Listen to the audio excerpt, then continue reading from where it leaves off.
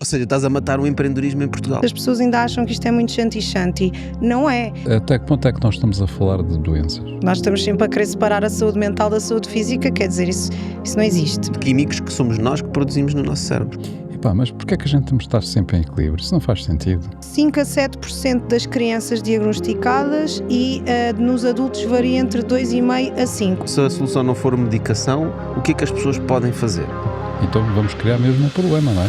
O mundo está feito para os neurotípicos. O mundo não está feito para os neurodivergentes. O médico ganhou o prémio Nobel com uma intervenção que hoje achamos que é absolutamente desumana, não é? Há tantas formas de ser quanto pessoas e há um sistema de educação.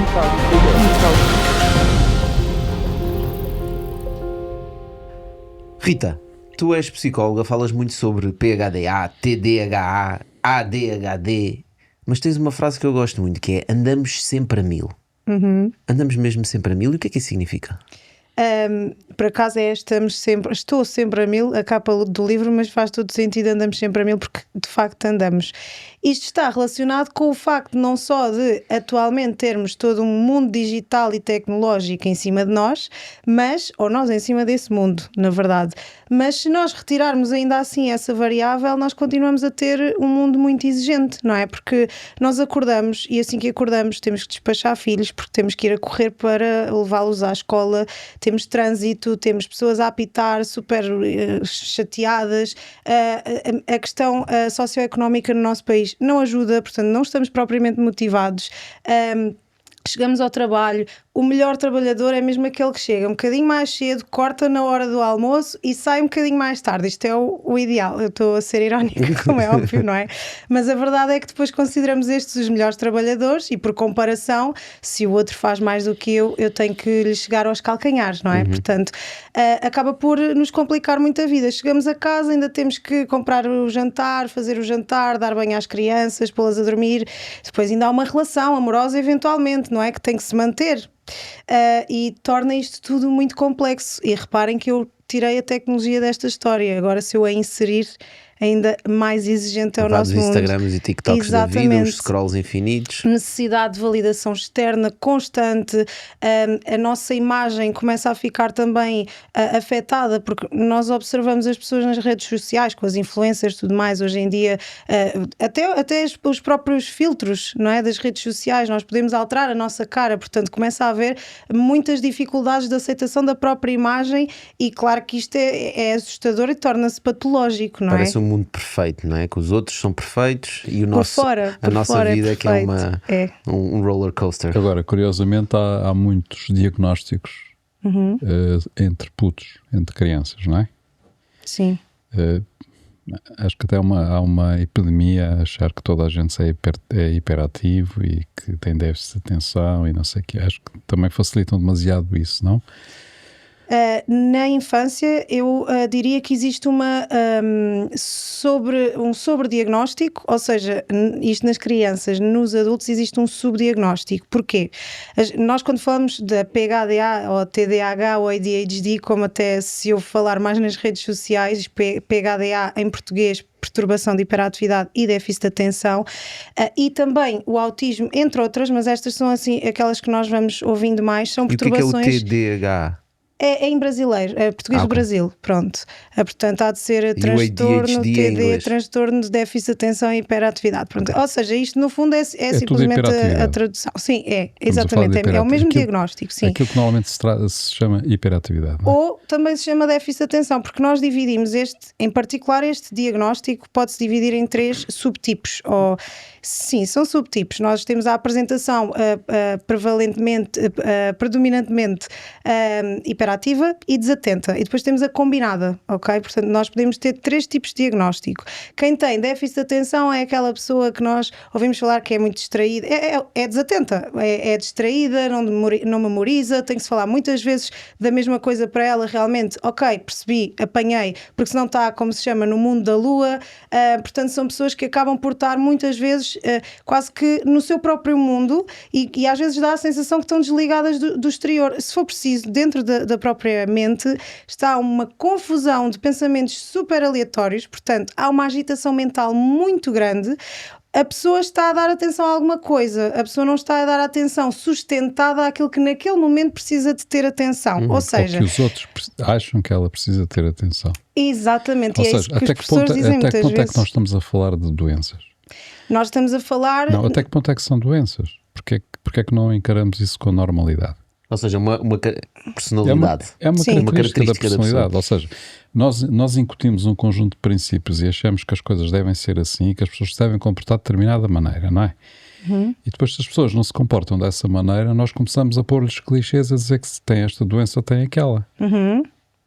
Achas É uma que pergunta não que poderá ser assim? faz todo o sentido, porque se pensarmos, se sairmos desta bolha dos diagnósticos e se pensarmos em características, porque ninguém é o seu diagnóstico, a verdade é essa, não é? Ou seja, por ter PHDA tenho outras características que me fazem de mim uma pessoa individual e única. Portanto, é uma ótima questão e com ou sem este tipo de diagnósticos, as pessoas têm sempre características que são úteis para a vida dela. Ou seja, por exemplo, uma pessoa que tem PHDA é uma pessoa que pode ser altamente criativa, pode ser incrível na resolução de problemas, por exemplo, pode ser empreendedora, por exemplo. Portanto, Sim, então há características que são ótimas. Rita, então para que é que nós temos que lhes pôr um rótulo, não é? E depois ainda por cima dar-lhes produtos químicos por causa disso. Ou seja, Ok. estamos a distorcer a personalidade dela, estamos a criar um problema em cima daquilo que nós achamos que é um problema. Então vamos criar mesmo um problema, não é? Eu percebo a perspectiva, mas o que é que acontece? Uma pessoa que tem PHDA e que é muito disfuncional, para dar um exemplo prático que às vezes ajuda. Um caso extremo, não é? Sim, exato. Ou seja, vamos imaginar um casal, porque a PHDA é muito contextual. O que é que isto significa? A perturbação significa que há uma desregulação química no cérebro, essencialmente da dopamina, não apenas, mas essencialmente, e da noradrenalina, mas a dopamina é mais responsável. Ela é responsável pelo quê? Pela motivação, pelo prazer, portanto é ela que nos vai fazer também passar a ação, começar coisas, continuá-las. E o que acontece é que quando há esta desregulação, uma pessoa que, por exemplo, começa uma tarefa, não é? Eu estou a lavar a louça e de repente eu lembro-me que quero ir beber água, olho para a garrafa está vazia, mas de repente toco ao telemóvel, eu já estou a ir ao telemóvel e a seguir eu lembro-me que tenho que ir ao frigorífico buscar alguma coisa e de repente já não estou a fazer nada. Eu comecei 30 tarefas, mas não acabei nenhuma. Isto é problemático. E se formos para o contexto do trabalho, por exemplo, é muito mal visto que uma pessoa inicie uma data de tarefas, mas que não as consiga simplesmente terminar, porque se distrai, porque se esquece, porque não memoriza, não apontou. E isto, claro que traz muitas dificuldades. Isto estende-se e é transversal a uma data de contextos. Ou seja, numa relação amorosa. É muito chato eu estar a falar com o meu marido, ele estar-me a falar de temas que para ele são interessantes e eu parece que estou nem aí, não me interessa para nada o que ele está a dizer. Parece que é isto, na verdade não é que não me interesse. Ou até é aquilo de facto não me interessa e é por isso Espero que que o teu marido não esteja a ouvir este Não, este ele podcast. sabe. Ele já sabe. É que tu falas, não me Ele interessa. começa a falar de motas e a minha cabeça já foi para outro sítio, mas é chato. Ou seja, se não houver uma grande compreensão também do companheiro ou da companheira do que é efetivamente a dificuldade das pessoas com PHDA, poderá ser mal interpretado. Essa pode ser uma boa desculpa. Desculpa lá, tenho HPDA, portanto... Exato. Eu hoje... Portanto, não me interessa. É uma boa desculpa. Aliás, há um sketch da Porta dos Fundos exatamente sobre isso. Adorei, está incrível e é um bom ponto para se tocar, porque a verdade é que por causa disto temos depois outras pessoas que não têm a perturbação, mas que procuram ter ali uma justificação para de vez em quando poderem chegar atrasadas, porque é uma característica muito típica, a falta de noção de tempo. As pessoas chegam atrasadas a todo lado, esquecem-se de compromissos, portanto até dá jeito, não é? Certo. Se pensarmos só nesse prisma, mas depois estas pessoas que só querem por causa disso não fazem a mínima ideia do sofrimento, da sensação de culpa que está por trás. Eu posso vos dizer que hoje, por acaso calhou super bem, porque hoje foi o desfile de carnaval da minha filha e achava eu que era amanhã. Portanto, a minha noção de tempo é incrível. E de repente o meu marido chega à casa depois de levar: olha, o desfile é hoje. Eu não posso acreditar, eu ao meio-dia tenho que estar em Lisboa, não vai acontecer, como é que eu vou fazer? Despachei-me super rápido, eu fui ao desfile, de repente estava a chover, caótico, eu já penteada para vir para aqui e depois vim, ou seja, isto é tudo muito caótico. E claro que a sensação que eu tive foi: mas que raio de mãe sou eu? As outras mães são incríveis, as outras mães nunca se esquecem de nada, as outras mães levam os filhos à escola com a roupa da cor que é suposto, porque porque o desfile tem que ir daquelas cores, ou seja, é muito fácil depois haver afeta mesmo a autoestima das pessoas. E gostava só de esclarecer a diferença então de quando é que alguém tem só características ou quando é que se tem efetivamente o diagnóstico. Isto é importante. O autismo e a PHDA são duas perturbações do neurodesenvolvimento, que é uma categoria que existe dentro do DSM, que é o Manual de Estatística de Perturbações Mentais pelo qual nós nos seguimos. O que é o Manual DSM?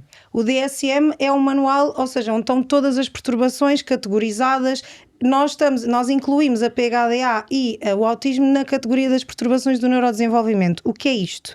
Neurodesenvolvimento significa que é quando o nosso cérebro se está a desenvolver, ou seja, a partir do momento em que ele existe, ok? Portanto, significa que nós podemos dizer que nascemos com PHDA e isto é altamente hereditário. Portanto, ter PHDA, muito provavelmente o pai, a mãe, alguém ali muito próximo tem PHDA ou outra perturbação do neurodesenvolvimento. Ou seja, se eu nasci quando fazemos uma avaliação, nós temos que ir lá atrás. É uma avaliação muito extensa e exigente, porque nós temos que fazer um raio-x à vida toda da pessoa para perceber se efetivamente estas dificuldades estão lá desde a infância, ok? Não é porque eu agora estou hiperestimulada e que de repente isto começa a afetar o meu sistema de recompensa, porque estou sempre no scroll, não é? E isso afeta o nosso sistema de recompensa, que começa a sentir então a minha memória afetada, já não consigo manter a mesma atenção, fico aborrecida com facilidade. São coisas diferentes com sintomas muito idênticos, ok? Ou seja, se nós ouvirmos alguém dizer, eu nos últimos tempos a minha memória já não é o que era, isto não é PHDA. Ok, isto é alguém que por alguma razão tem a memória afetada e temos que perceber porquê. Alguém que diz, eu sempre fui super distraída, cabeça no ar, cabeça na lua, desde pequenina sempre me disseram isso, os professores passavam a vida a dizer que eu estava a olhar para as moscas na sala e distraí-me e conversava. Isto já poderá ser típico de um quadro de PHDA. Pronto, portanto, sintomas idênticos, mas temos aqui uma etiologia diferente e naturalmente o tratamento também é diferente. Tu fizeste muito bem em explicar isso, porque caso contrário, com este bitolk arriscávamos a espalhar a doença de forma exponencial, não é? Sim, e muitas vezes essa questão da minha memória já é o que era, não é PHDA, nem nada disso, é PDV. Né? Mas eu acho que é interessante na mesma perceber que isso, como estavas a dizer, é uma característica das pessoas, não é? Especialmente hoje em dia na sociedade que nós temos, mas também é uma característica, logo há um espectro diferente. Portanto, eu posso estar mais, portanto, ser muito grave e ter esquecer-me constantemente das coisas, ou posso estar ali algures no meio. Eu acho que há aqui um equilíbrio entre levar isto ao extremo de ser uma doença que é preciso medicar e identificar e tu saberes que tens que lidar com isso. Não é? Porque nós temos outras características que sabemos, por exemplo, uma característica mais que as pessoas falam mais tem a ver com a saúde de uma pessoa, não é? Eu como qualquer coisa e estou sempre bem, sinto-me sempre bem, tenho o peso no sítio certo, etc. E há outras pessoas que têm que ter mais cuidado com a alimentação. O facto de elas saberem que têm que ter mais cuidado com a alimentação faz com que tenham atenção a ter mais cuidado com a alimentação. Certo. Portanto, esta aqui seria mais ou menos a mesma coisa. Portanto, eu tenho déficit de atenção, então se calhar tenho que ter mais atenção quando eu começo uma tarefa, essa é a parte ou que nós encontrar não truques para conseguimos isso. fazer. Não é assim que... Ou seja, porque o nosso cérebro, aliás, o nosso corpo é um sistema, não é? Porque nós estamos sempre a querer separar a saúde mental da saúde física, quer dizer, isso não existe. Mas pronto, o nosso cérebro, agora pegando neste órgão, funciona também ele como um sistema, e o que acontece é que nós temos redes neuronais por onde circulam estes neurotransmissores e que, quando temos PHDA, havendo aqui uma desregulação da dopamina, nós ou temos o copo completamente vazio ou o copo a transbordar, ou seja, ou não conseguimos mesmo manter a atenção, ou de repente há o famoso hiperfoco, não sei se já ouviram falar, que é muito típico das perturbações do neurodesenvolvimento, no autismo também, que faz com que de repente só conseguimos ver aquilo à frente, aquilo é super interessante e se for preciso não comemos, não vamos à casa de banho, ou seja, esquecemos completamente tudo o resto e isto é disfuncional. Mas estás a dizer então que isso não é curável? Ou seja, é com medicação, no mas sentido... porque é medicação? Porque repara, as ligações dos nossos neurónios mudam todos os dias. Certo. Estamos constantemente a fazer Com novas a ligações. neuroplasticidade, é verdade. Não é? E portanto, à partida eu diria, então é possível eu trabalhar o meu cérebro, fazer novas ligações para pelo menos atenuar algumas dessas desses problemas que eu tenho. Mas aqui não é propriamente as ligações que estão comprometidas, mas sim os neurotransmissores que circulam nessas redes neuronais, que estão, vamos dizer, muitas vezes em déficit, ou seja... que é um problema químico. Exatamente, é um problema completamente químico. Mas okay? na Químicos verdade... que somos nós que produzimos no nosso cérebro. Certo. Sim, Exatamente. mas quem tem PHDA produz de forma diferente, ou seja, não produz como uma pessoa neurotípica que naturalmente vai ter, neste caso, a dopamina regulada o suficiente para quando precisa ter motivação, tê-la no sítio certo. Quem tem PHDA não vai conseguir simplesmente ter essa motivação, não vai conseguir, por mais que eu me diga assim, tens que te lembrar, eu não me vou lembrar porque eu me digo que me tenho que lembrar, ok? Olá Bitalcas, daqui a vossa aí do Tocha. Vou interromper aqui uns segundos para vos dizer que em breve teremos pela primeira vez lives, com muitas surpresas, convidados especiais e temas atuais. Rita, mas eu tenho a sensação, fico com a sensação, tal como em muitas outras coisas, quando tratamos de cérebro, que nós temos uma ideia de como é que as coisas são desencadeadas, ou o que é que falta para desencadear determinado tipo de processos, e depois temos a observação das consequências. E não fazemos ideia nenhuma do que é que se passa entre as duas coisas. Ou seja, não sabemos se estamos a ver o problema ou se estamos a ver a consequência do problema. Exatamente, ou seja, eu acho que nós estamos ainda estamos muito longe de perceber como é que estes mecanismos funcionam.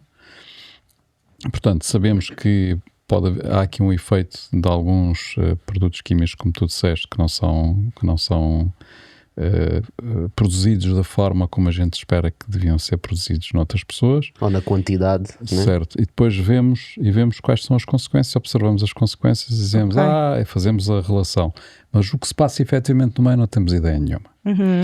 Portanto, se calhar, sendo assim, é possível que a tese que o Tocha apresentou de que haverá outras formas de poder influenciar e resolver esses problemas, sem ser de forma química, não é? Portanto, nós aqui ainda não sabemos como. Até pode ser de forma química, mas eu imagino que os medicamentos que se tomam agora para isto... a forma química é mais simples, portanto, ou seja... Sim, mas pode ser o químico para balancear os químicos que as tuas glândulas produzem, que é o que nós devemos fazer hoje. Para depois retirar a medicação ou então fazer químicos para atuar nas glândulas para que elas fiquem corretamente a produzir as quantidades necessárias. Certo, mas hoje não vamos fazer aqui a descoberta científica que permite resolver isso, acho eu. Pelo menos não temos essa pretensão. Agora, o que eu só quero dizer com isso é o facto de haver uma prática corrente muito facilitadora de qualquer sinal meter logo químicos em cima pode ser profundamente prejudicial para a vida da pessoa. Certo. Estás a ver? Ou seja, não deixamos nenhum campo de alternativo para que a pessoa consiga resolver esse problema de outra forma. E eventualmente o estado em que está ou aquilo que é observado nem sequer seja um problema, não é? Por isso é que estavas a dizer que com as crianças é muito fácil e é sobre-diagnosticado, não é? É sobre-diagnosticado, sim. Os pais têm medo. Ou seja, os putos desde pequenos estão a levar com comprimidos e porcarias de químicas sem terem necessidade disso, só porque o psicólogo com quem foram falar tinha que passar uma receita. Neste caso é o pedopsiquiatra, mas psiquiatra, ok, sim. Pronto. Sim, eu percebo perfeitamente a vossa perspectiva, faz-me até bastante sentido, na verdade. Eu acrescentava aí mais uma coisa, que é, e isso muitas vezes acontece porque as regras que lhes são impostas na aula não é? Isso é não o se adequam, Era exatamente aí que eu ia chegar. àquilo que é o seu perfil, ou se calhar o perfil de qualquer criança, não é? Portanto, ou seja, há uma exigência na aula de que tens de estar atento, ou tens de estar não sei o quê, quando se calhar a responsabilidade não é do puto, é do próprio professor, do método de ensino. Do método de ensino, por aí fora. Das matérias, do nosso inclusive. Sistema, porque isso é transversal aos adultos também. A incapacidade de conseguir interessar a pessoa sobre aquele tema, não é? Exatamente. O teu marido fala de motas, tu não estás interessada porque ele não sabe apresentar o assunto. Exato. Ou então por simplesmente a Rita não quer saber de motas. Exato, e também está tudo bem. Mas isso é um ponto que faz todo o sentido e que eu gostava muito de chegar lá, porque o que é que acontece? Nós muitas vezes só precisamos de fazer medicação, neste caso estamos a falar, vamos separar aquilo que é as perturbações do neurodesenvolvimento das outras perturbações que podem surgir, por exemplo, ao longo da vida, ok? Nas perturbações do neurodesenvolvimento, e estou a falar de guidelines, mas tratamento de primeira linha é efetivamente a medicação, nas outras depende, não é? Mas, por exemplo, quando falamos de uma depressão, ansiedade, a maior parte das vezes aquilo que é a indicação é fazer terapia primeiro. Se realmente não funcionar, avançamos então aqui para um tratamento diferente e medicamentoso. No caso das perturbações do neurodesenvolvimento, não.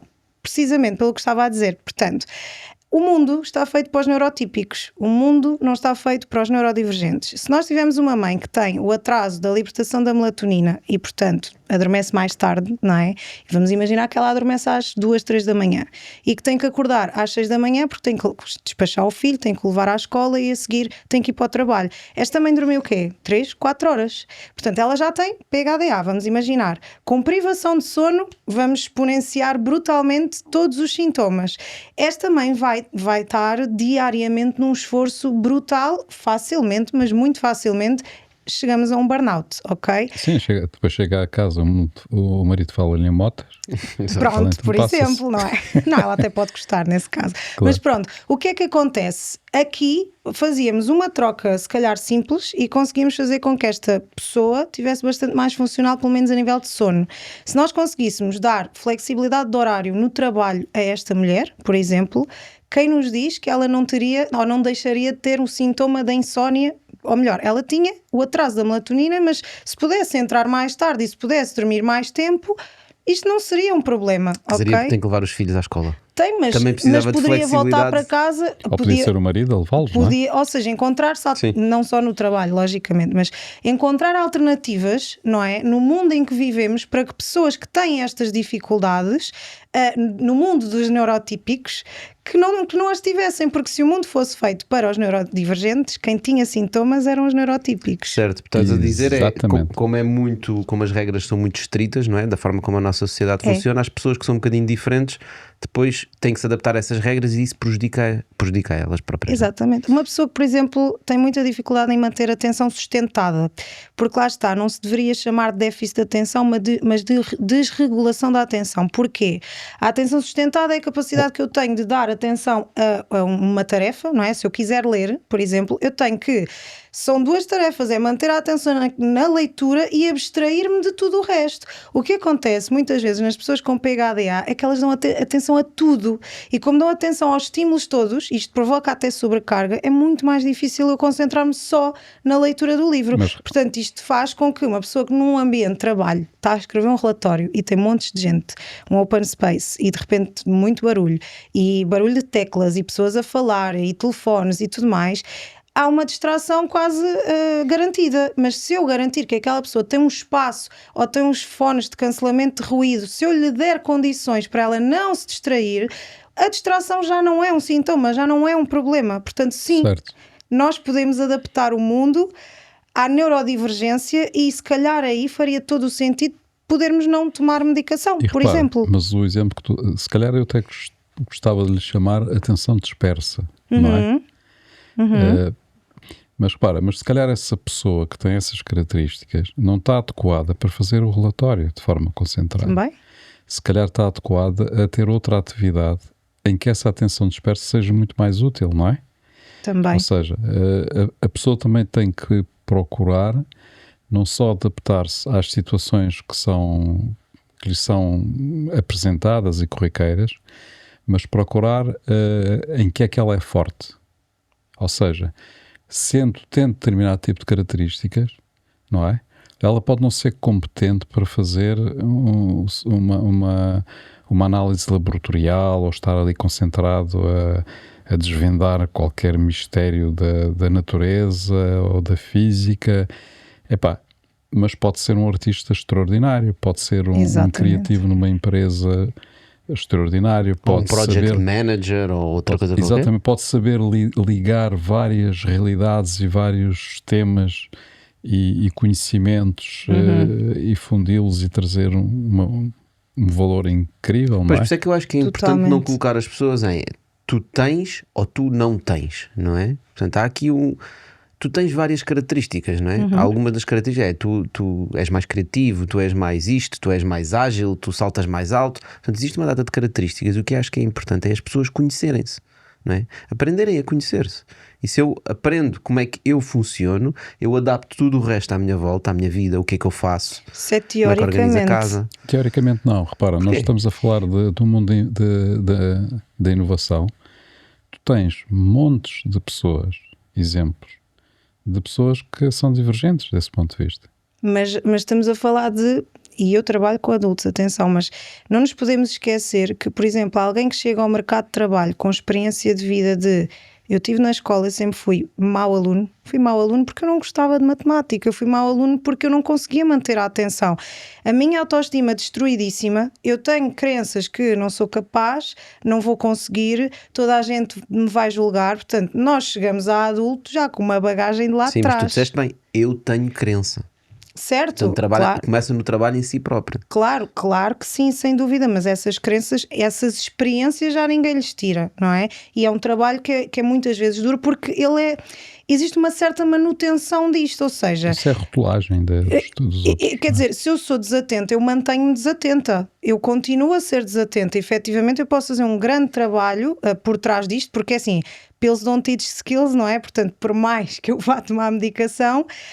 se eu decidir tomar o meu comprimido para ter atenção, mas se eu em vez de estudar para um exame que vou ter e decidir ler um romance, sou eu que estou a escolher canalizar a minha atenção para ler um romance e vou ter negativa se calhar no exame na mesma. Portanto, aquilo só regula quimicamente o meu cérebro, não me diz o que é que eu devo fazer ou não. Portanto, processo terapêutico eu acho essencial. Eventualmente, e aliás esta medicação tem uma parte até muito positiva na minha ótica que contempla o facto de não se ter que tomar todos os dias. Eu posso tomar a medicação hoje, porque sinto que preciso mesmo estar mais concentrada, etc. Ou posso não tomar, porque hoje só vou estar em casa a relaxar, não sinto necessidade. Ou há pessoas que não tomam quando vão de férias, há pessoas que não tomam ao fim de semana, há pessoas que tomam sempre. Esta medicação não é aqui um... Mas a maior parte das pessoas não toma, né? Do que quem nos ouve falar, Sim, até parece sim. que todas as pessoas têm alguma coisa de PHDA, estão a tomar a medicação. Não, nem estão os casos mais diagnosticadas extremos, né? sequer. Por exemplo, tu falas do ando sempre a 1000. Eu ando sempre a 1000, aliás, nós andamos sempre a 1000, se calhar mais do que 1000, às vezes andamos Sim. a 10.000. E temos noção disso. Não tomamos medicações, não sei se tenho PHDA, se calhar tenho, se calhar não tenho, não faço a mínima ideia. A verdade é que eu sei como é que eu funciono e eu sei que tenho a minha atenção aqui, logo 5 minutos depois tenho a minha atenção noutra coisa. E tudo o que nós fazemos, a forma como nós organizamos, digamos, os negócios e os projetos que temos em vida, nós temos isso em atenção e na verdade isso é um super poder. Porque uma pessoa que olha de fora, e isso acontece-nos recorrentemente, e diz: esses projetos todos, isso é impossível, como é que é possível tu fazeres isso? E recorrentemente me perguntam: mas como é que tu geras o teu tempo? Dizendo, eu estou habituado a andar sempre a 1000, ou 2000, ou 3000. E tem eu sinto-me bem funcionado, assim. tem funcionado. Ou seja, o que é que eu digo? O que é Às que eu vezes, quero dizer com às isto? vezes há problemas, obviamente, não é? Não, eu digo internamente, claro, haverá sempre algum problema na parte mais Não, o facto de andares prática. sempre a 1000, né? E saltares de uma coisa para a outra, por exemplo, há uma coisa que tu dizes que é: há coisas que ficam para trás. Não, mas estamos a falar de coisas do dia a dia, ao ponto de estar-se a fazer. Lá está, vamos imaginar que vocês estão a escrever alguma coisa que precisam para o vosso trabalho e que de repente toca o telefone. Vocês, essa tarefa já foi, e se for preciso, chegam à noite e lembram-se que começaram aquela tarefa, mas nunca mais se lembraram que não a acabaram e precisam-na para o dia seguinte. Isto acontece. Ou seja, as Sim, pessoas mas é um não vão caso procurar. extremo, não é? Não é um caso extremo, isso acontece, eu não me considero um caso extremo de PHDA, mas, ou seja, nós temos que partir do princípio que também ninguém vai ao psiquiatra e ninguém procura um diagnóstico se os sintomas não tiverem a afetar a vida dela. Portanto, claro que há pessoas com PHDA que se calhar nunca sequer vão ter o seu diagnóstico porque lidam super bem e porque se calhar é um caso mais ligeiro. No meu caso, vou dar o meu exemplo, porque o meu exemplo é sempre aquele que é mais fácil, porque é o mais próximo que eu tenho. Quando eu descobri que tinha PHDA, eu pensei exatamente nisto, que é: eu sou funcional, eu não preciso de medicação. Eu tive 1 ano e tal sem tomar medicação, até ter um burnout e perceber: será que eu sou assim tão funcional? porque eu também faço tudo e mais alguma coisa. Também sou empreendedora, também me meto em todos os projetos. Até que começo a perceber que eu meto-me em todos os projetos, porque eu tenho dificuldade em estabelecer limites, porque isto é mesmo uma dificuldade minha a nível, por exemplo, de gestão do tempo. Eu consegui em janeiro estar a dar formação, a ter o lançamento do livro, de repente convidam-me para ir a montes de entrevistas, podcasts, o que seja. Tenho família, tenho uma filha, tenho enteados, tenho um marido. De repente eu estava metida em tudo e já estava outra vez a começar a ficar um bocado preocupada. Então e agora? O que é suposto eu fazer? Mas consegui de alguma forma gerir e acredito mesmo que a medicação tenha ajudado. Ou seja, a medicação, e isto tem sido investigado e é bastante recente, estas conclusões são bastante recentes, que é o facto de a medicação não só ajuda a regular quimicamente, como previne comorbilidades. Ou seja, eu posso não desenvolver uma depressão, um quadro clínico de ansiedade, um burnout, insónia. Eu posso não desenvolver estas dificuldades, patologias todas, porque estou a fazer medicação, ok?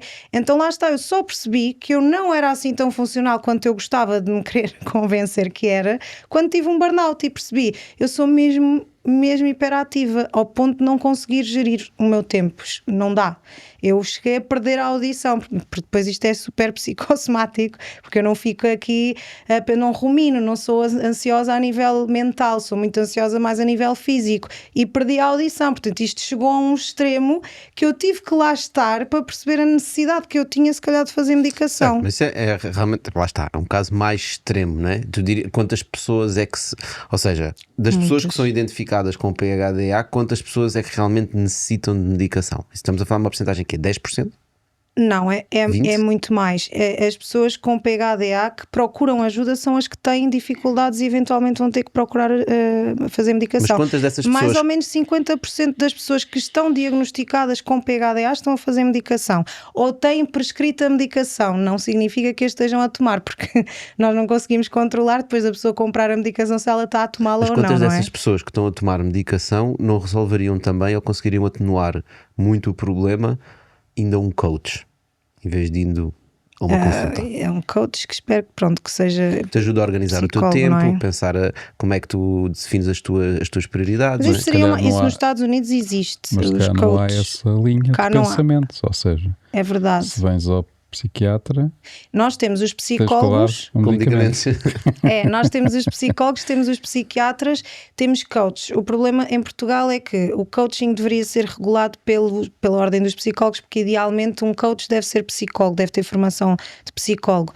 Lá fora, nos Estados Unidos, por exemplo, existe o coaching até direcionado mesmo para pessoas com ADHD, que eu acho que é super interessante, faz imenso sentido, e lá está, se nós conseguirmos adaptar o mundo ao ponto daquela pessoa não ter sintomas, eu acredito e faz todo o sentido que possamos retirar aqui a medicação. Mas aí não é adaptar o mundo a. Já estamos a falar de outra coisa. Estamos a falar em conseguir adaptar a mente da pessoa à situação que ele tem, portanto às características que ele tem, por forma a que não sofra desses sintomas que estás a dizer, não é? Mas adaptar a mente, isso não funciona quando nós temos uma desregulação química de base. Repara, mas isso é o que nós pensamos agora. Antes também se pensava que havia desregulação física, não é? Até temos um prémio Nobel que um médico ganhou o prémio Nobel com uma intervenção que hoje achamos que é absolutamente desumana, não é? A lobotomia, portanto... E havia os tratamentos por choques e essas coisas todas, não é? Eu não sei se ainda há. Espero que não. Agora não são tratamentos. Em alguns sítios já não são tratamentos. Chamam-se sacar informação. Agora, repara, mas pensava-se que era uma forma de resolver determinado tipo de problemas, não é? Hoje, para nós é um absurdo. Se calhar daqui a uns anos vamos achar que, meter química no estômago das pessoas para resolver problemas psiquiátricos, se calhar também é um atentado, não faz sentido. É a solução que nós temos hoje, se calhar. É a solução que nós temos hoje. Portanto, logo, não será descabido, penso eu, procurar outras soluções. Testar outras soluções. Sim, até porque estavas a falar, Rita, das pessoas que vão, 50% até toma medicação ou é receitado medicação. Mas isso são as pessoas que vão. Exato. Há muito mais outras pessoas, um número muito maior de pessoas que não vão. E muitas dessas, se calhar, funcionais ao ponto de nunca virem a descobrir que têm PHDA. E porquê? Porque encontraram estratégias para lidar com os seus próprios sintomas. Ora, aí está um campo de investigação muito interessante. É perceber como é que essas pessoas que efetivamente nunca foram diagnosticadas, mas que o têm, não é?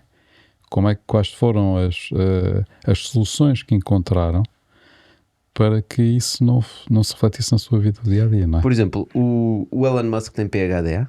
Não, o Elon Musk tem autismo. É que ele também anda sempre a Pelo mil. menos é o Ele que se anda diz, mais eu que mil, nunca né? vi o diagnóstico. Mas estás a ver, ele também está sempre a fazer montes de coisas, né? Tem montes de projetos assim, em mãos. 80% das pessoas que têm, que estão no espectro do autismo têm PHDA, portanto a probabilidade dele também ter PHDA é alta, não é?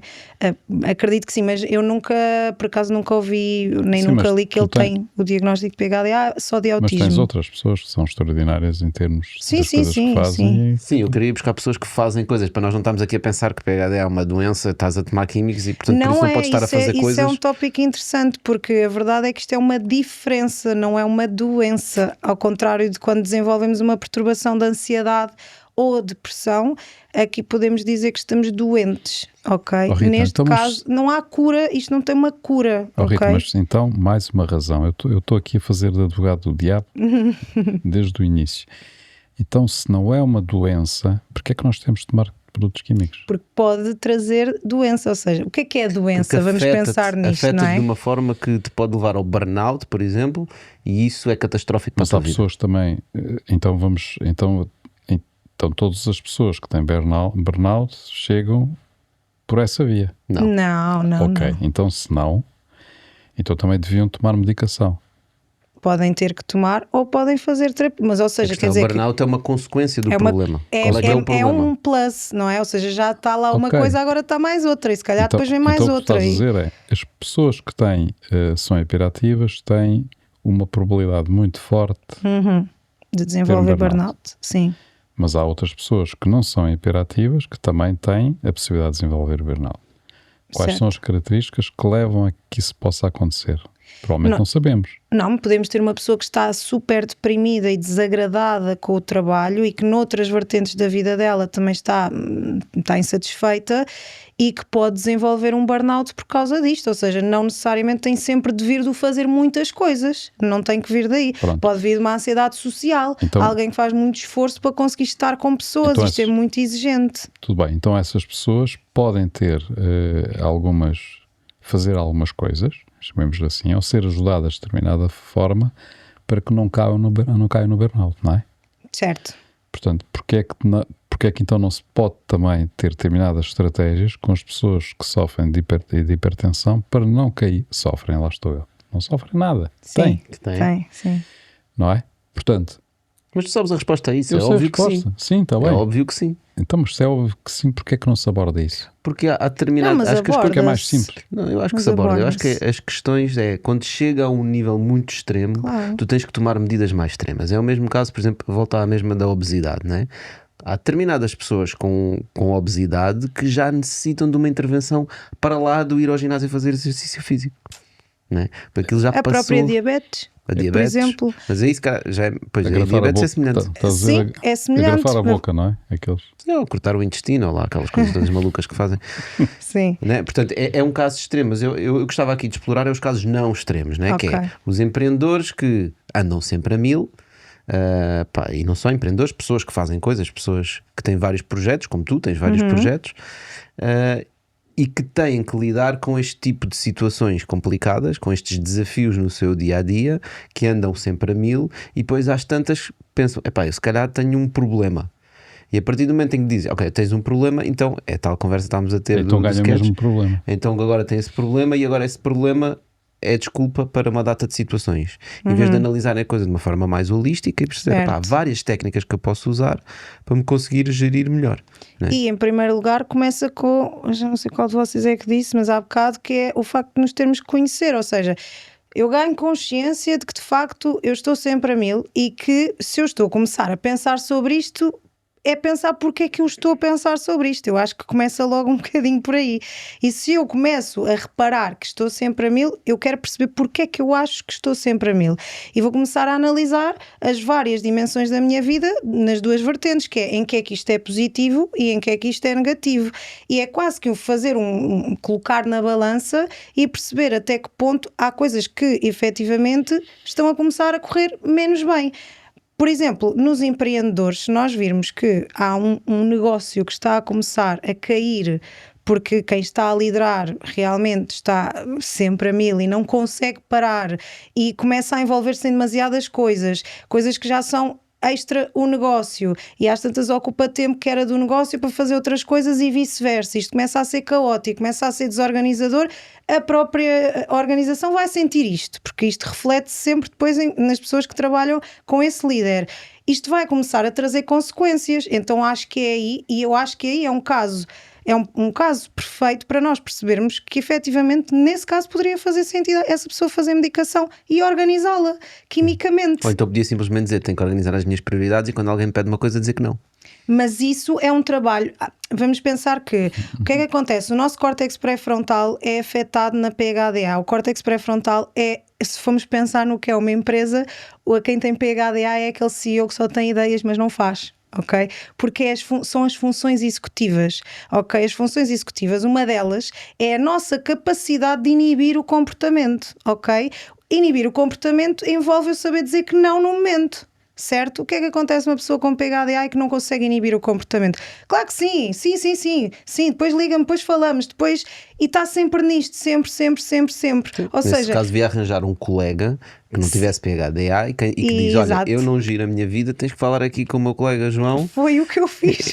Foi o que tu Eu fizeste. tenho uma pessoa que eu digo que ela é a Marta, que é o meu córtex pré-frontal, porque ela toma decisões por mim, aconselha-me, ou seja, claro que ela toma decisões por mim, ela fala sempre comigo logicamente, mas num sentido de me dizer, olha, isto é assim, vê lá se não achas melhor fazermos desta maneira, porque senão acontece isto e isto. Eu não tinha pensado nas consequências, que eu por mim já estava a dizer que sim, ok? Ela é que me ajuda a ponderar o que é que está certo, o que é que não está, o que é que faz sentido, o que é que não faz, e isso ajuda muito a conseguir eu ser menos impulsiva. A Marta é um por ente exemplo, de inteligência artificial. não, é uma pessoa. Olha, aí está uma Mas boa podia aplicação ser, para a inteligência é? artificial, não é? Pois, Podia é ser. verdade. Definir as prioridades e depois ajudar-te a geri-las. Mas já, o tema do sempre a 1000 é interessante, especialmente no mundo das startups, né? Que tínhamos falado, as startups precisam de crescer muito rápido e, portanto, os fundadores, quando estão à frente das startups, também andam sempre a 1000. E isso faz parte, e se eles não andarem sempre a 1000, a probabilidade é muito mais baixa da startup ter sucesso. E o andar sempre a 1000 é uma característica que eu acho que tem crescido na nossa sociedade. Nós, como falámos, todos os estímulos e etc. que nós temos, cada vez temos mais estímulos, cada vez podemos fazer mais coisas, cada vez temos mais escolha, né? E portanto cada vez a nossa atenção pode estar mais dispersa. Mas analisando como nós temos evoluindo, a minha conclusão parece-me óbvia que daqui a 20 anos, daqui a 50 anos, daqui a 100 anos vai ser pior. Sim, concordo. Certo? Porque nós vamos ter cada vez mais estímulos, cada vez mais formas de interagir com o mundo, portanto eu não só sei vai se- piorar. Eu não sei se concordo totalmente contigo, porque uma coisa é nós andarmos a 1000, outra coisa, repara, uma coisa é andarmos a 1000 em termos de informação, em termos de estímulos, outra coisa é andarmos a 1000 em termos de ação. E acho que as coisas aí diferem muito. Não sei, Mas elas qualquer estão estímulo interligadas. Diferem muito, Claro, não qualquer necessariamente. estímulo- Olha, tu ainda agora falaste, pá, ideias, mas depois não faço nada, não é? Portanto, ou seja, depois não há Sim, ação. mas há uma parte comportamental em que eu verifico que eu não fiz. O que eu estou a tentar dizer é, olhando para essas características que tu falaste, das pessoas que têm essa divergência. ok, bem aplicado, eu estou em crer então que a nossa sociedade está a ficar completamente divergente. Em grande medida, as características para que nós estamos a caminhar em termos de sociedade é precisamente essas de hiperatividade, que é muito estímulo, muita distração, muita atenção dispersa, muita coisa a acontecer ao mesmo tempo, cada vez mais caos em termos de ideias, etc. E paralisação em termos de ação. Sim. cada vez menos ação. E nós observamos isso. Concordo. Depende da perspectiva. Observamos isso. Ou seja, as pessoas têm tanta, isso incute tanta incerteza, aumenta a incerteza, aumenta a incapacidade de tomar decisões, e que significa menos ação. Depende das pessoas, não é? É isso, eu também Tá bem, eu percebo as duas perspectivas. Uma coisa é nós falarmos em termos de sociedade, não quer dizer que todas as pessoas da sociedade sejam assim. Estás não é? a falar em média, não é? Eu não sei se é média, se é mediana, se é o que for. É, Não é? sabes que em Não, mas- média cada pessoa tem um testículo e um ovário, não é? Pronto, ok, mas não estou, por isso é que eu não estou a falar em média. Já sabias, sei que estavas a fugir à pergunta. Mas eu percebo, isso faz sentido, porque enquanto que, ou seja, se nós olharmos para o mundo do trabalho, dos líderes, das chefias, etc., eu vejo que há um sempre a mil em ação. Mas se nós olharmos para as pessoas que não estão nestes lugares, consigo perceber essa perspectiva na medida em que eu penso muitas vezes sobre isto, que é, nós hoje conseguimos fazer tudo a partir do sofá. É assustador. Se eu quiser comida, eu mando vir comida. Se eu quiser, sei lá, comprar roupa, eu mando vir roupa. Se eu quiser jogar online num casino, eu vou ao telemóvel jogar. Se eu quiser falar com um amigo, eu mando-lhe uma mensagem. Eu consigo fazer tudo. Bem, não consigo ir à casa de banho por enquanto. Consegues. Quem sabe um Só dia. precisas de comprar umas coisas na Amazon e também consegues no Exatamente, sofá. consegue, pronto. Ou seja, esta parte é um facto. Eu acho que nós estamos a chegar a um limite assustador em que, com um telemóvelzinho, com um computador, com o que seja, nós conseguimos fazer tudo a partir do sofá. Portanto, são dois espectros. Se calhar é o mesmo espectro com os dois polos opostos, mas que têm coisas em comum. Os sintomas estão em comum. A distração, se quem está no sofá a fazer scroll está a estragar o sistema todo de recompensa, porque está sempre a ser recompensado. Portanto, ir ao ginásio, isso não me traz recompensa nenhuma. Recompensa é mandar vir coisas da internet e fazer scroll e ver uma data de vídeos uns a seguir aos outros. Portanto, estraga a minha capacidade de atenção totalmente. Se por outro lado eu estou metida em tudo e mais alguma coisa e mesmo em ação, também não vou conseguir parar para dar atenção a uma coisa só. Ou então estás a crescer a tua resiliência. Ou seja, lá está, como nós não sabemos como é que funciona o raio do cérebro, nós não sabemos se ao fazeres o scroll tu estás a dar cabo da tua atenção ou pelo contrário tu estás a treinar a sua resiliência para a distração, não é? Não, mas já têm começado a sair estudos sobre isto que indicam que a nossa memória de trabalho fica completamente afetada pelas tecnologias. Rita, mas todos nós sabemos que há estudos para todos os gostos, não é? Sim, há estudos claro. para tudo. Eu acho que é mais, tu falaste, é assustador. É assustador porque está a mudar.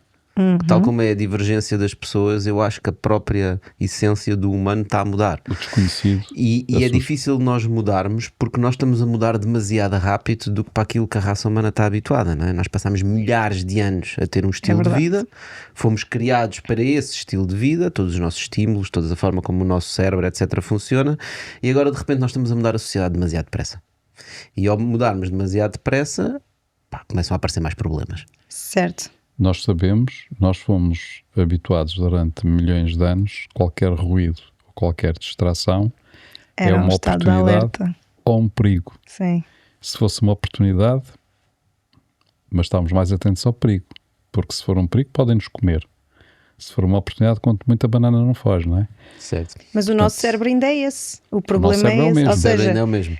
Se os estímulos todos que estão a haver nos podem indicar que é uma oportunidade ou um perigo, então nós passamos o dia inteiro a ver oportunidades e perigos. Certo. Olha, e temos aqui também uma oportunidade de uma frigideira que também gosta muito de andar a 1000. Frigideira, estás aí? Eu também ando sempre a 1000, porque qualquer descuido e o bife fica a parecer uma sola de sapato. Exatamente. Olha, o que é que tens para nós hoje? Temos o bife, o ovo, o arroz e a batata. Qual dos ingredientes preferes? Escolhe, Rita. Pode ser o ovo. O ovo. Bora. O ovo! Vamos então estrelar o ovo. Deixa-me só preparar... Está quase e... Pronto. Hoje em dia, ainda há alguém que não tem alguma perturbação do foro mental? Ui, boa questão. Eu acredito que ao longo da nossa vida, a maioria de nós desenvolve uma perturbação mental e pode ser uma ansiedade generalizada, por exemplo. Então estamos uma todos... insónia, por exemplo. Portanto, diria Então que... a palavra perturbação se calhar não é mais correta. Ou então, para qualquer psiquiatra, somos todos doentes. Bem, pois... Somos todos perturbados. É assim, eu acredito que não. Pelo menos eu trabalho próxima de psiquiatras que acho que são bastante competentes e também conseguem perfeitamente dizer às pessoas: olha, você não precisa de medicação, vá fazer terapia. Sim, mas eu não sei se calhar a palavra perturbação é demasiado perturbante. Sim, Não é? percebo. Porque pá, Alteração do estado do equilíbrio. características cerebrais. Pronto. Epá, mas porquê é que a gente temos de estar sempre em equilíbrio? Isso não faz sentido. Não temos que Em estar. termos de natureza isso não Verdade. existe, não é? O desequilíbrio faz parte do equilíbrio. Completamente Como é que de podes acordo. falar de equilíbrio se não há contrários, não é? Se não há oscilações. Sim, não há mas extremos. bem-estar, diria Portanto- alteração do estado de bem-estar, sendo que o bem-estar há de incluir oscilações, não é? Sim, eu acho Naturalmente. que nós temos também que olhar sempre, cada vez mais, que nós somos holísticos, não é? Portanto, temos de ter uma abordagem holística. E aquilo que tu disseste logo no início, e muito bem, Rita, foi que não há só o estado mental, portanto, nós não podemos olhar só para o estado mental. Tem a ver com toda a nossa vida. Exatamente, É verdade. concordo. E mesmo aqui no Bitalk nós também somos holísticos e por isso abordamos todos os temas, não só empreendedorismo e negócios diretamente, mas tudo o que afeta, que na verdade é vida. Olha, Rita, muito obrigado por teres vindo. Obrigada eu pelo convite. Já Obrigado. sabem, vamos continuar nas nossas plataformas digitais. Até à próxima. Obrigado, Rita. Obrigada. Obrigado a todos. Eu acho que este tema do andar sempre a mil, eu gosto.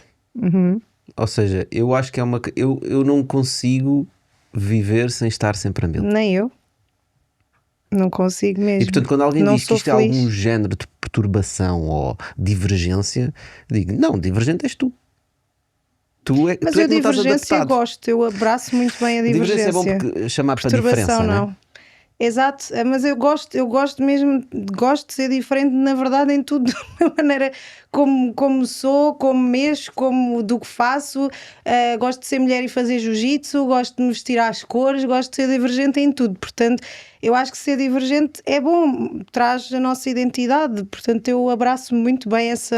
Eu acho que o maior problema forma está de- em nós não nos conhecermos bem a nós próprios. Isso, sem dúvida. E depois não conseguirmos inserir a nossa forma de ser, a nossa personalidade, as nossas ambições, aquilo que nós gostamos de fazer, o nosso why, no resto da nossa vida. Não é? E depois temos trabalhos que não gostamos, não é? Totalmente. Temos relações que não gostamos, temos dificuldade em dizer que não, e todas estas coisas depois afetam e nós procuramos uma desculpa.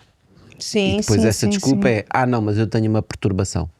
Ok, está tudo resolvido. É pôr no exterior alguma coisa Pode- que na verdade pode é não se- interna, não é? Certo. Pode não ser só É uma desculpa. projeção Pode ser. É desculpa fácil. As pessoas podem se sentir encurraladas.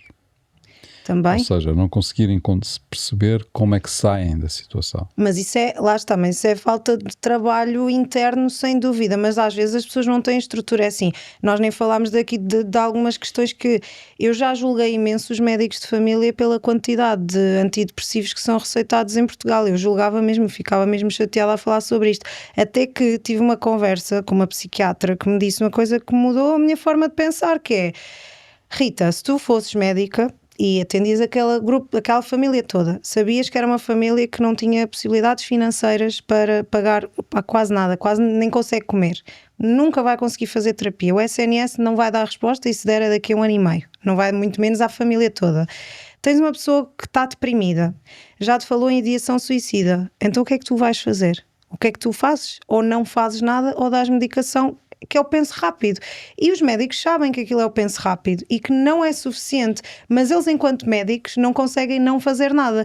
E eu passei a compreender, porque de facto, se nós tivermos uma pessoa com ideação suicida, a medicação não vai tratar a depressão, mas garantidamente, mas vai diminuir a sintomatologia e a pessoa naquele momento vai se sentir um bocadinho melhor. Quando tirar a medicação, volta tudo outra vez. Sim, É verdade. isso faz sentido. Mas de facto os médicos tentam às vezes dar o seu melhor e eu acho que eu tenho cada vez mais sentido isto. Nós andamos sempre à procura de quem é que eu vou atacar agora, quando muitas vezes é parte tudo mesmo do governo, não é? Neste caso do Sistema Nacional de Saúde. As pessoas, os psicólogos estão a atravessar aqui uma fase em que a psicologia agora cresceu, não é? A saúde mental é mais valorizada e tudo mais. Agora o ataque é aos psicólogos porque cobram 50, 60 euros por consulta.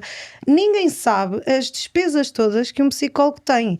Eu só de entidade reguladora da saúde pago 1000 euros para me inscrever mais 500 todos todos os anos, paga a ordem dos psicólogos. Eu tenho que fazer descontos, neste caso, pronto, já tenho a empresa, mas era uma trabalhadora independente e a maior parte dos psicólogos, portanto, sabemos que descontam muito, não é? Para além disso, são pessoas, têm que comprar materiais, não estão sempre a trabalhar aquilo que parece que, ou seja, dão 5 consultas num dia, que isto já é muito para ter, porque é muito cansativo mesmo dar consultas.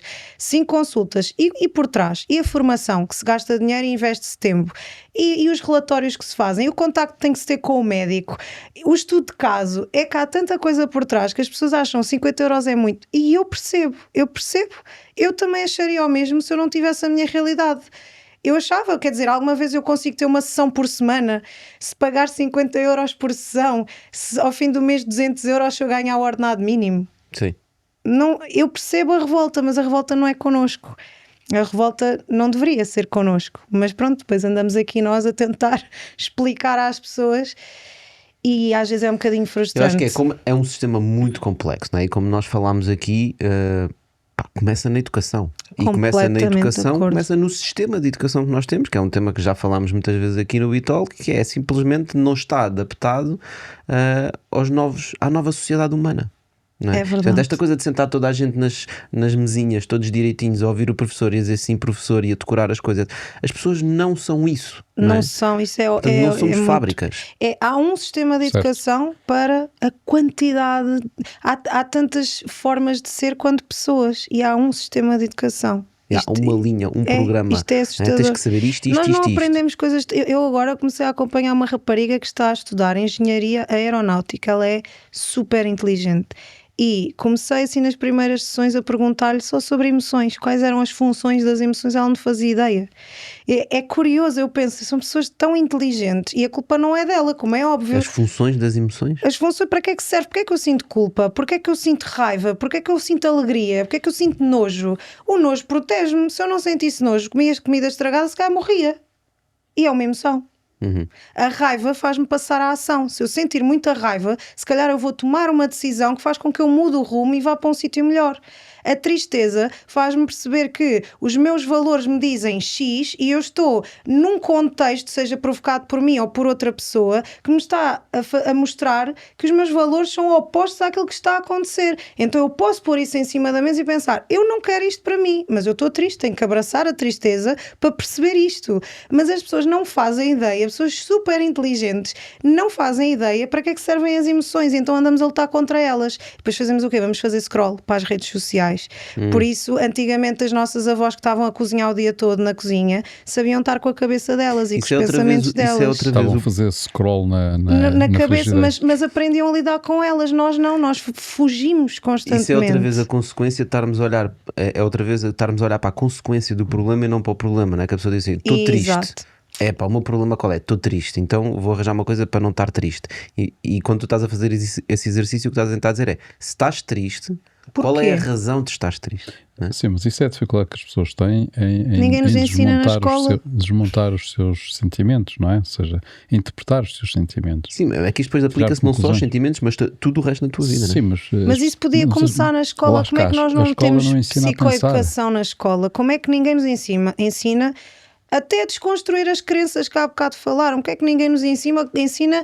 Ok, olha, tu se calhar pensas isto porque tiveste estas experiências que moldaram a tua forma de olhar para o mundo, é como se fossem uns óculos em que tu agora vês as coisas desta forma, mas existem outras, e trazer exemplos. Olha, esta pessoa passou por uma situação idêntica e vê isto desta forma. Já reparaste que existem outras formas de ver?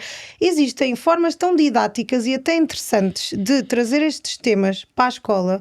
Porquê é que não se leva? Eu acho que tantas começam a achar que deve dar jeito. Eu acho que o sistema está construído para que as pessoas trabalhem para alguém. Um dia tu vais trabalhar para alguém, tu tens de ser organizado, tens que cumprir horários, tens de fazer os teus testes, porque um dia vais precisar ter um trabalho e ter um contrato e gostarem muito de ti no teu trabalho. Mas tu tens toda a razão. A escola foi inventada para servir, para ter trabalhadores com um nível de conhecimentos suficientes para alimentar a indústria.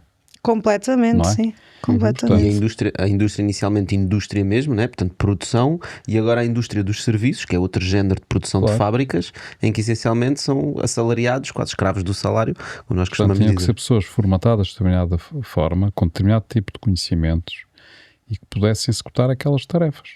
E terem a disciplina absolutamente necessária no local de trabalho, não é?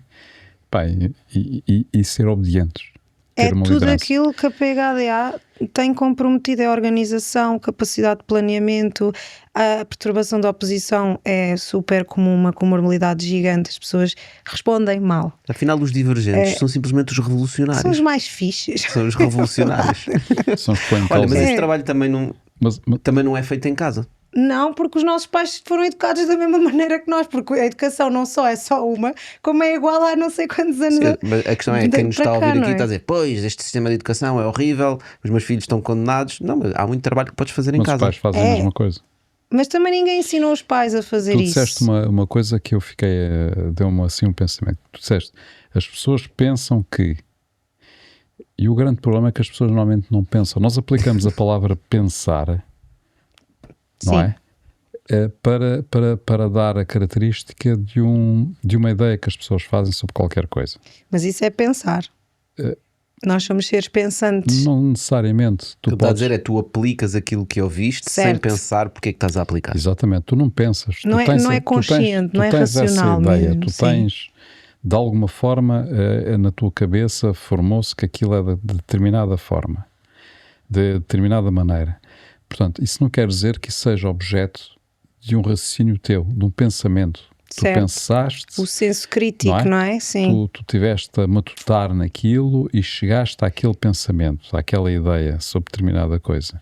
Não, tu simplesmente nunca pensaste. Tu aceitaste aquilo como Influenciei-me, no fundo, não é? Foste influenciada, Sim. provavelmente, Eu falo por disso alguém. aqui, eu falo disso no livro por causa do senso crítico, que eu acho que estamos todos a perder o Pois, mas senso é um bocado crítico. aquela coisa, mas porquê é que eu acho que é assim? Não é? Porquê é que eu acho que é Totalmente assim? de acordo. Ui, mas para aí lá está. Com tantos Muito estímulos, trabalho por trás.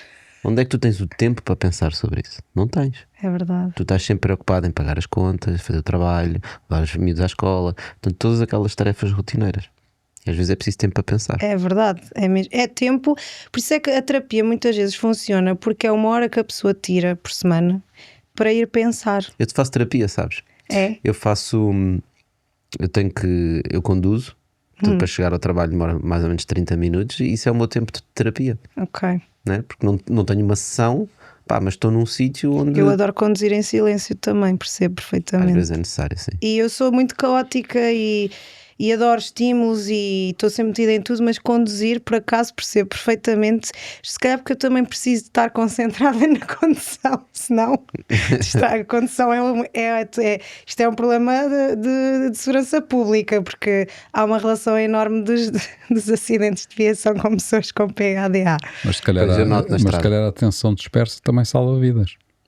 Também, aliás, a nível, se nós pensarmos a título evolutivo, a PHDA foi super útil para nós. As pessoas com desregulação da atenção eram as que estavam atentas a tudo. Se havia perigo ou oportunidade, era a pessoa com déficit de atenção. O hiperativo era o que estava sempre a fazer e ir à procura e buscar comida e, portanto, E a justifica-se malta diz, pá, tá perfeitamente. quieto, já temos lenha suficiente, pá. O autismo são aquelas pessoas que fixam, têm uma hiperfixação em alguma coisa, estão em uma arma. De repente era aquela pessoa que fazia sempre a arma perfeita, ótima. Todos estavam munidos de armas porque aquela pessoa que era autista desenvolveu ali uma arma incrível.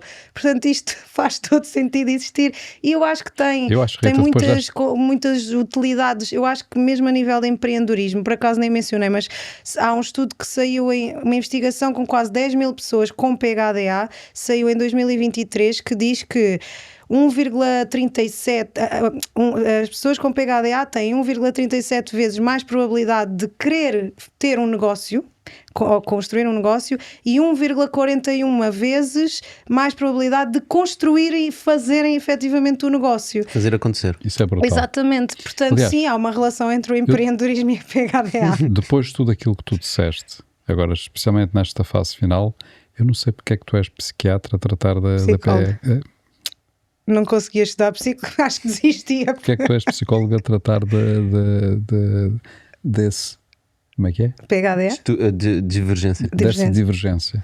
Quando efetivamente, pá, ela pode ser fantástica. Ou seja, mas tem que saber um trabalho de aceitação. Eu já Ou seja, fiz. estás a matar o empreendedorismo em Portugal. Claro. Não, Epá, eu estou a promovê-lo. Eu tenho muitas Já viste, pacientes mais de 40 que e tal têm por cento de negócios capacidade de incríveis. executar.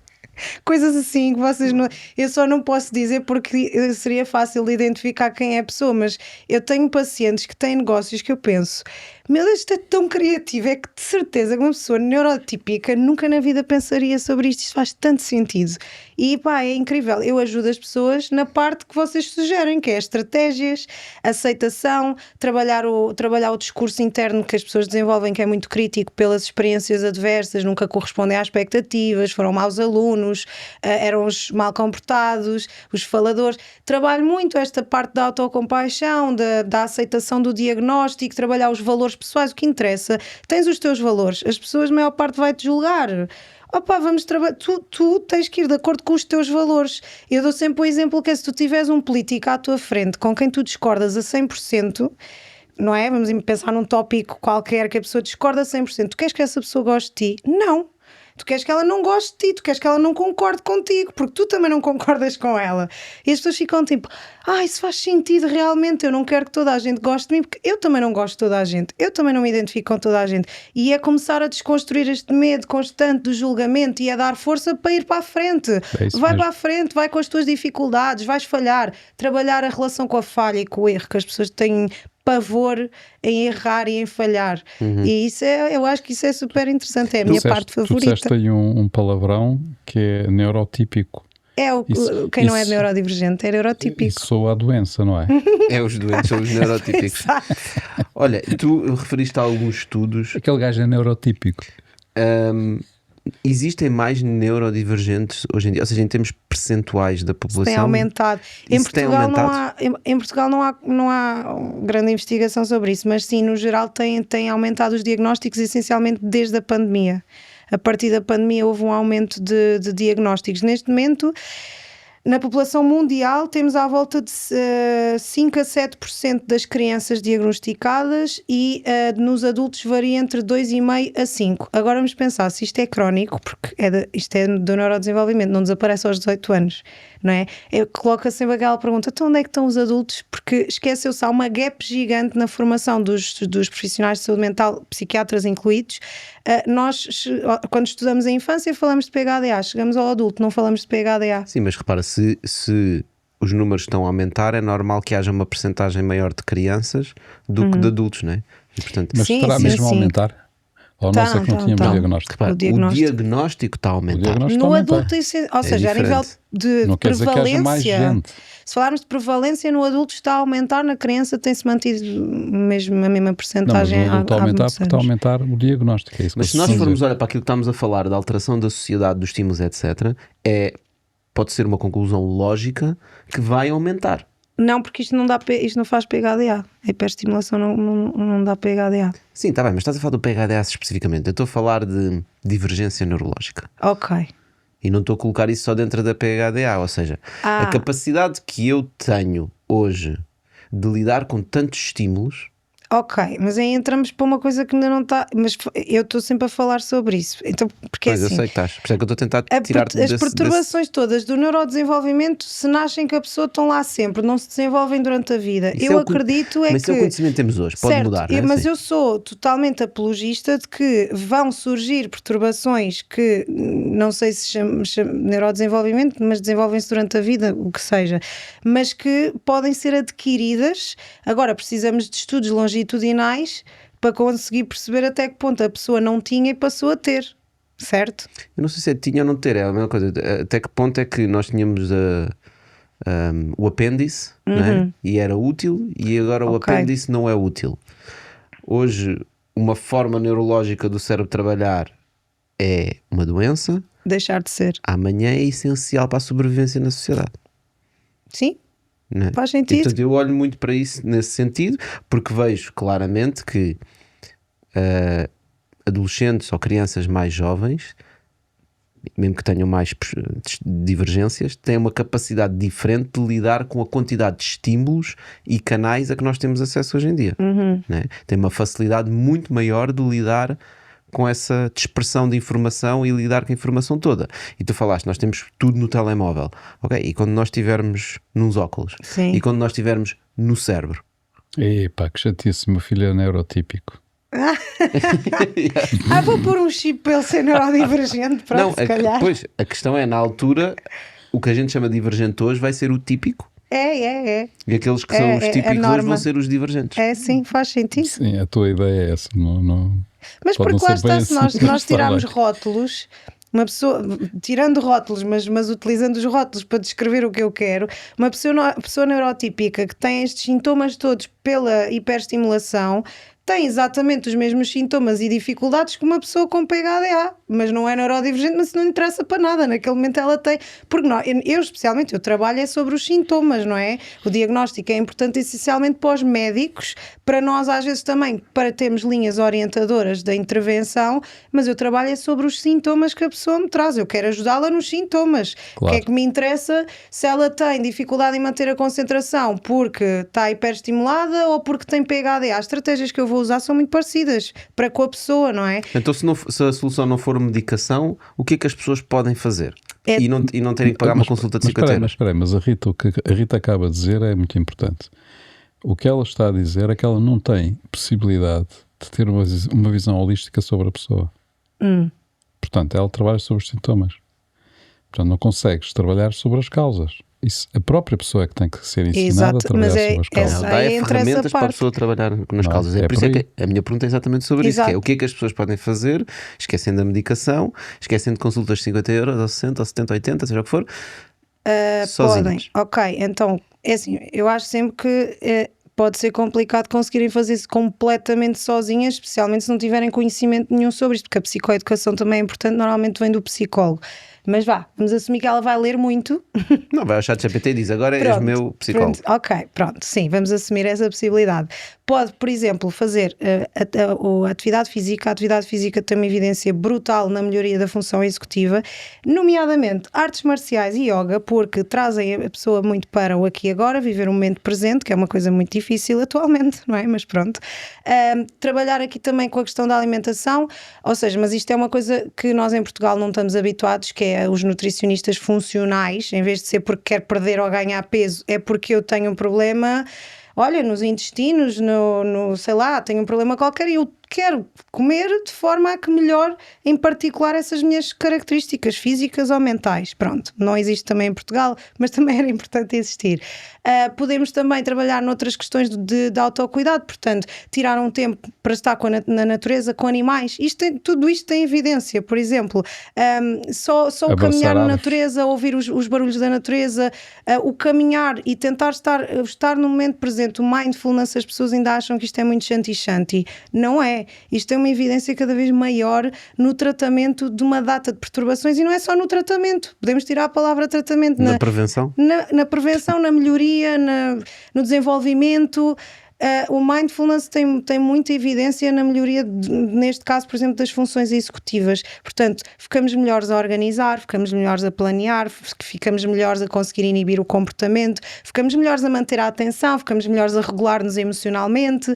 Isto tem tudo evidência, ok? Sim, outro tema que falaste também, que é dormir bem, por exemplo, que dormir, é um grande problema que nós temos na nossa Por sociedade. acaso até vai dar uma reportagem que até quero ver, acho que é na SIC Notícias, que me parece super interessante, que é precisamente sobre a sociedade que temos, em que as pessoas andam a dormir 3, 4 horas por dia, parece que é normal. E se eu preciso, estamos a ouvir, ainda no outro dia estava uma colega a falar disto, que foi ao talho, e a discussão entre eles era quem é que dormiu menos, porque esse é que era o melhor. Estás cansado porque dormiste 6 horas, eu dormi 4 e estou aqui. Tipo que isto é bom, não é? Isto é que é bom. Temos é que dormir 4 horas. Isto é assustador. Yeah. E depois ela ainda comentou, eu por acaso acabei de trabalhar agora às 6 e estou cansada. Está cansada a menina? Acabou de trabalhar às 6, eu só saio às 9, cansada estou eu. Também não é válido ela também estar cansada às 6 da tarde. Yeah. Mas eu acho que essa questão do sono É preocupante. é preocupante, porque também nós temos cada vez mais estes estímulos todos que nós temos acesso a eles 24 horas por dia, não é? E às tantas é normal pessoas irem para a cama às 1, 2, 3 da manhã e acordarem às 7 ou às 8, não é? E vão fazer scroll. E não dormem o suficiente. E não estão a fazer, pois, muitas vezes não estão a fazer nada de útil. Vão fazer scroll, que é a pior coisa que se pode fazer antes de dormir e a pior que se pode fazer quando se acorda. Mas pronto. Certo. É que o nosso cérebro, quando acorda, está a funcionar ainda num modo de relaxamento. Os neurotransmissores dos GABA, que são os responsáveis por relaxar, ainda estão a ser estão muito disponíveis no nosso cérebro, o que é ótimo para nós termos uma manhã calma, tranquila, estamos mais disponíveis, mais atentos, e nós vamos fazer o quê? Estragar isto com estímulos, portanto, de repente baixa tudo o que é relaxamento e sobe cortisol, sobe a dopamina e sobe isto tudo, e de repente o nosso cérebro descompensa-se completamente logo de manhã. Portanto, nós ficamos cansados facilmente logo de manhã, e o telemóvel faz-nos isto, por exemplo. E mesmo na televisão e as séries e essas coisas A todas. série ainda exige que trabalhemos a memória de trabalho. A memória de trabalho é tipo um género de uma ponte que existe entre a memória a curto prazo e a memória a longo prazo. Eu estou a ter uma conversa convosco, eu tenho que saber o que é que vocês disseram, o que é que eu já disse, para saber o que é que eu vou dizer a seguir e conseguirmos manipular a informação anterior de seguida. Portanto, vamos continuar a utilizar a informação que acabámos de Versus vídeos rápidos, é isso que estás a dizer? Exatamente, ou seja, eu num filme é 1h30 em que eu tenho que estar a utilizar esta memória de trabalho sobre toda a história até ao fim para conseguir entendê-la no todo. Os vídeos, nós passamos vídeos, a nossa memória de trabalho não está a ser utilizada Tu para estás nada. a dizer que ver, por exemplo, um filme antes de ir dormir ou ficar a fazer scroll no Instagram ou no TikTok, seja o que for, é mais prejudicial o scroll do que o filme, Exato. por causa desta questão da memória. Exatamente. Não é tão estimulante ver um filme como é fazer scroll nos vídeos. Sim, E é mas curioso, melhor ainda era ler um livro. também usa a memória de trabalho, usa por acaso exatamente a mesma, mas também precisamos de tens de- atenção. tens de- Tem a precisamos vantagem de- de não ter as luzes, não é? Exato. O eletrónico. Exato, sim. E induz o sono, a leitura induz o sono na maior... Bem, se Olha, for induz o assim livro. um thriller. É só preciso escolher o livro super- certo. Exato. Sim, se for assim uma ganda seca é ótimo. Às vezes dá jeito. E exercícios de concentração, por exemplo, construir um puzzle. Sim, faz sentido, é ótimo. Tudo aquilo que nos remeta para o aqui e agora é perfeito. Pois. Tudo isso. Ponham os putos a fazer puzzles. Sim. Olha, e para os outros que estão no outro lado, que é, pá, alta performance. Os conselhos já são um bocadinho diferentes, não é? Eu poria essas pessoas a fazer artes marciais. É o que eu faço, eu adoro. É que aquilo é super intenso, portanto as pessoas normalmente quando estão nesse espectro, nesse lado do espectro, é porque gostam mesmo da ação, e estar paradinho não é para eles. Por exemplo, se eu lhes disser assim, vai fazer meditação, vai fazer yoga, alguma vez eu consigo fazer? É a resposta que eu tenho. Não, vamos pô-los então a fazer alguma coisa que é boa, positiva, mas que é intensa. Por exemplo, eu pratico jiu-jitsu, há várias componentes ali que são, para já estou a lutar, sempre que eu vou treinar eu luto, e o luto é desafiante e ativa coisas muito primitivas em nós. Portanto, eu estou no aqui e agora, eu estou a querer ganhar, eu não estou a pensar que tenho que ir trabalhar, eu realmente acho que o único sítio que me faz desligar o meu cérebro é quando eu estou a treinar jiu-jitsu. Quando vai levar porrada, basicamente. Eu fui operada há pouco tempo, parti um braço a lutar, por exemplo, mas lá está, mas eu adoro fazer aquilo. Depois tem outras componentes, que tem a competição. Ou seja, as pessoas podem competir, e isto também pode ser um hobby de uma pessoa que realmente até é incrível no trabalho, mas tem aqui este outro lado, é diferente, desliga do trabalho e vai para ali. Depois tem as faixas, cinturões, ou como no meu caso chama-se faixas, portanto vai-se ganhando faixa, é tipo nível, tipo um jogo. Gamificação, E tem gratificação na mesma, mas não é tão imediata, é mais prolongada no tempo. Tem aqui várias componentes que faz com que as pessoas normalmente gostem muito, e a verdade é que eu treino com pessoas que são CEOs de empresas, portanto funciona. Olha, Rita, muito obrigado mais uma vez Obrigada por teres eu. vindo. Acho que é um tema super relevante, um tema super atual. Acima de tudo, pá, se calhar seres divergente não é assim tão mau, não é? E portanto, fixe. se calhar é esse o teu poder, mas eu acho que o mais importante de tudo é conhece-te, percebe como é que tu funcionas, percebe quais são as tuas características e tenta adaptar o mundo à tua volta às tuas características, não é? É isso. E não deixar de seres adaptado. Sim, eu também aconselho ao pessoal que é neurotípico não ficarem tristes. Não, eu preciso de pessoas neurotípicas na minha vida, o que seria se não as tivesse? Lá está, diversidade. Diversidade, tal como no Bitalk, sempre diversidade de ideias, já sabes. Se conheces alguém para quem este episódio pode ser útil, partilha com eles e nós voltamos para a semana. Obrigado, Rita. Obrigada. Obrigado, Rita. Obrigado a todos. Dani.